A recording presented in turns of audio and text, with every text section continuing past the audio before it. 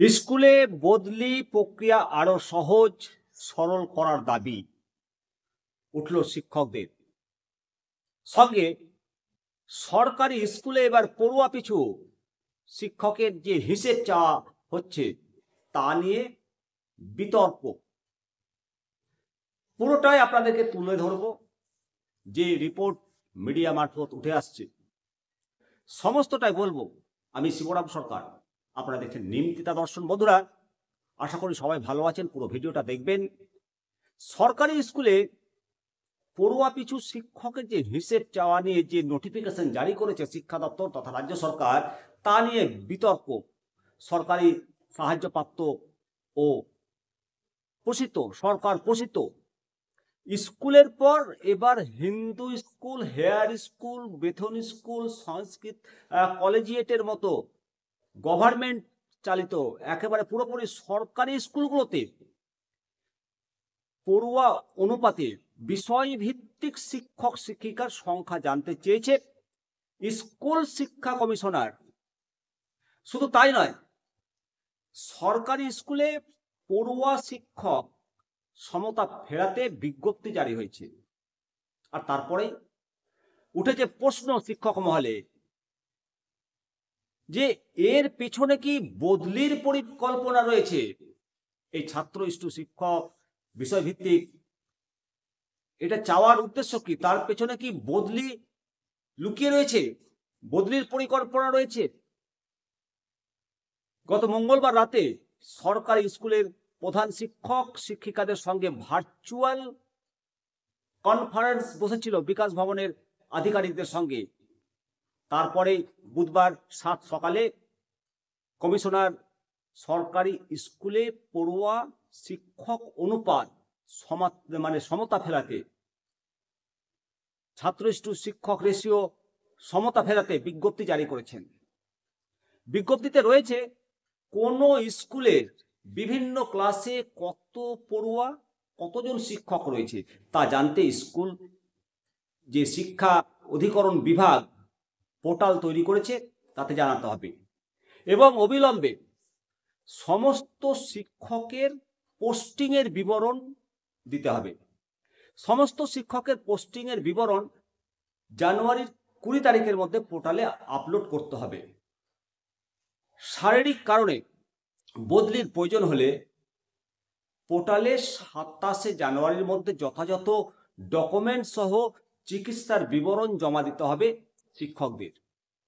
যদি কোনো শিক্ষক শিক্ষিকা সেই তারিখের মধ্যে পোর্টালে যথাযথ ডকুমেন্ট, যেমন চিকিৎসাজনিত ডকুমেন্ট তথ্য জমা না দেন, তাহলে সংশ্লিষ্ট শিক্ষকের এ নিয়ে কিছু করার নেই বা কিছুই নেই সংশ্লিষ্ট শিক্ষকের, এটা ধরে নেওয়া হবে। রাজ্যের 23টি জেলায় সরকারি স্কুল আছে মোট 39টি। পিএসসির মাধ্যমে 2014 সালে এই সব স্কুলে শেষবার শিক্ষক নিয়োগের বিজ্ঞপ্তি বেরিয়েছিল। 11 বছর ধরে সরকারি স্কুলগুলোতে কোনো শিক্ষক নিয়োগ হয়নি। অসংখ্য শিক্ষক এক দশকে অবসর নেওয়া, স্কুলগুলোতে 40 থেকে 45% পদ দীর্ঘদিন ধরে ভ্যাকান্ট রয়েছে। অন্যদিকে ব্যাকওয়ার্ড রিজিয়নস গ্র্যান্ট ফান্ডের, যেটা বিআরজেএফ, এর আওতায় রাজ্যের বিভিন্ন জেলার প্রত্যন্ত অঞ্চলে আরো 50 থেকে 55টি বিদ্যালয় রয়েছে। বিকাশ ভবনের শীর্ষ আধিকারিক এদিন জানান, যেটা সংবাদ মাধ্যম সূত্রে উঠে আসছে, যে বিআরজেএফ এর স্কুলে শিক্ষার অধিকার মেনে পড়ুয়া অনুপাতে শিক্ষক শিক্ষিকা বেশি রয়েছে বলে খবরে প্রকাশ। অথচ শতাব্দী প্রাচীন Hindu school, Hare school, Bethune school, যেই সমস্ত স্কুলগুলো নিয়ে আমাদের গর্ব, সেই স্কুলগুলোতে দীর্ঘদিন ধরে শিক্ষক নিয়োগ হয়নি, ফলে সেখানে শিক্ষক সংকট রয়েছে। এই অবস্থায় পড়ুয়া শিক্ষকের অনুপাতের ভারসাম্য আনতেই এই উদ্যোগ। পশ্চিমবঙ্গে সরকারি বিদ্যালয় শিক্ষক সমিতির যে দাবি, সেই দাবি অনুসারে বলতেই হয় যে 39টি সরকারি স্কুলে অনৈতিকভাবে শিক্ষকদের বদলির জন্যই এই বিজ্ঞপ্তি। এই নির্দেশিকা থ্রেড কালচারের সামিল বলেও দাবি শিক্ষক সমিতির। যদিও এমন অভিযোগ উড়িয়ে দিয়েছে বিকাশ ভবন, এখন সময়ই বলবে যে এটা কি, এটার পেছনে বদলি লুকিয়ে আছে নাকি, সেটা সময় বলবে। তার আগে কিন্তু কিছু বলা যাবে না। আর বদলি প্রক্রিয়া সহজ সরল করার দাবি উঠেছে। উচ্চশ্রী পোর্টাল দীর্ঘদিন বন্ধ রয়েছে, তারপর পোর্টাল খুলেছে মিউচুয়াল ট্রান্সফারের জন্য, এবং মিউচুয়াল ট্রান্সফার হলেও সাধারণ জেনারেল ট্রান্সফার বন্ধ। আপারে নিয়োগ হচ্ছে, এই নিয়ে পোর্টাল বন্ধ রাখা হয়েছে। কিন্তু একাদশ দ্বাদশ প্রাথমিক বিদ্যালয় এগুলোতে তো মানে সাবজেক্ট টিচার নেই, কিন্তু প্রাথমিকে নিয়োগ চলছিল, কিন্তু একাদশ দ্বাদশে নিয়োগ হয়নি। তাই একাদশ দ্বাদশে সেমিস্টার সিস্টেমে পড়াশোনা চলছে, ফলে শিক্ষক না থাকার জন্য পড়ুয়ারাও বিপাকে রয়েছে। এবং পোর্টালে এখন মানে যারা 28 মাস আগে বদলি হয়েছে তাদেরও নাম রয়েছে। পোর্টাল নাকি ঠিকঠাক কাজ করছে না, অনেক শিক্ষকরা আবেদনও করতে পারছেন না। তবে এই অভিযোগ উড়িয়ে দিয়েছে বিকাশ ভবনের আধিকারিকরা যে পোর্টালকে আপডেট করা হচ্ছে, ঠিকঠাক কাজ করছে, সমস্যা হওয়ার কথা নয়। তবে